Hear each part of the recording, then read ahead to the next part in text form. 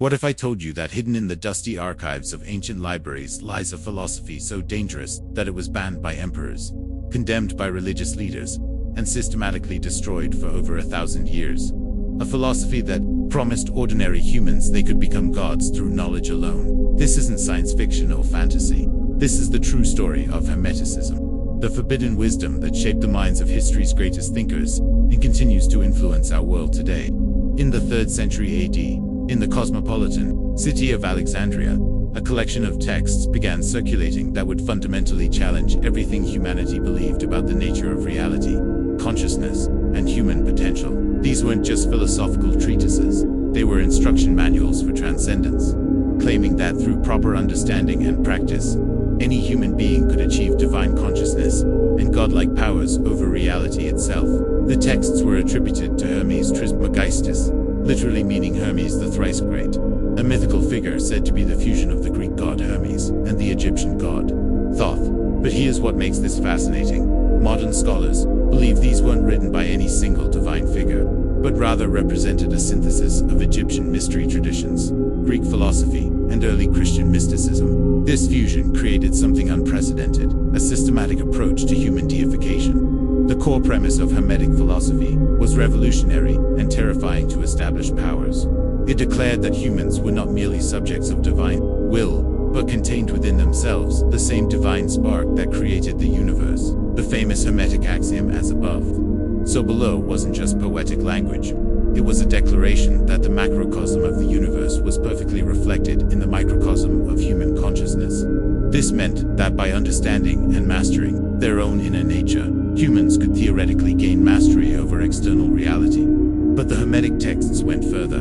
They outlined specific practices and philosophical frameworks for achieving this transformation. The Emerald Tablet, perhaps the most famous Hermetic text, provided a cryptic but systematic formula for transmutation, not just of base metals into gold, but of base human consciousness into divine awareness. The text spoke of a great work that involved 7 stages of purification and enlightenment, each corresponding to different aspects of consciousness and reality. The implications were staggering. If these teachings were true, it meant that traditional religious hierarchies were unnecessary. Priests, kings, and emperors derived their authority from claims of special access to divine power. But Hermeticism suggested that every human being had equal potential for divine realization. No wonder the established powers saw this as a threat.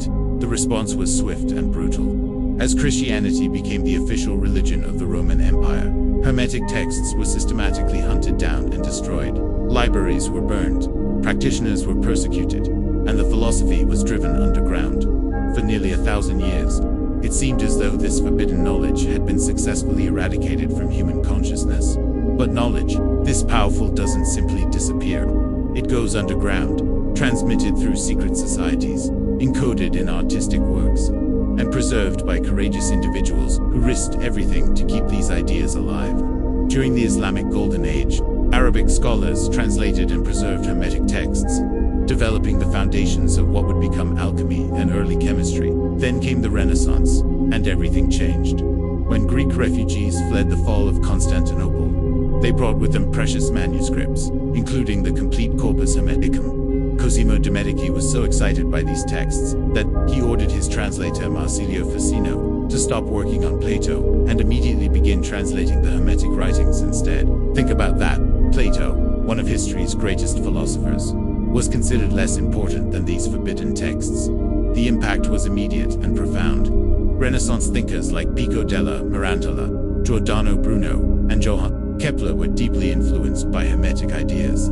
The concept that humans could unlock divine knowledge through study and practice became the driving force behind the scientific revolution. Francis Bacon's experimental method, Isaac Newton's mathematical approach to understanding natural laws, and even the democratic ideals that would later shape modern political systems, all can be traced back to Hermetic principles about human potential and the knowability of universal laws. But here's where the story gets really interesting. Modern quantum physics has begun to validate some of the most mystical claims of Hermetic philosophy. The observer effect in quantum mechanics suggests that consciousness plays a fundamental role in determining physical reality.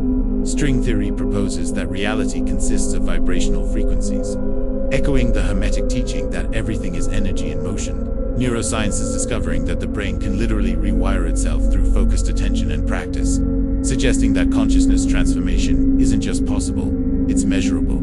Even more fascinating is how Hermetic principles continue to influence contemporary thought leaders and innovators. Tech entrepreneurs speak of manifesting their visions into reality.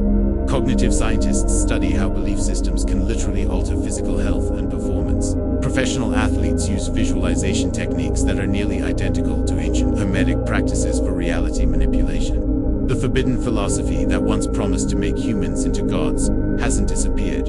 It's evolved, adapted, and integrated itself into the fabric of modern consciousness. We see it in self-help movements that emphasize human potential, in scientific approaches that treat consciousness as fundamental to reality, and in technological innovations that seem to give humans godlike powers over their environment.